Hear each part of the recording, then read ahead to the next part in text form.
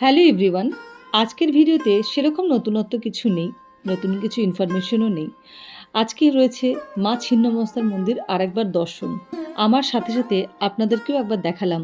বিষ্ণুপুর গেলে মা ছিন্নমস্তার মন্দিরে যাব না, এটা কোনোবারই হয় না। এটা মায়ের টানও বলতে পারেন বা ভালো লাগেও বলতে পারেন।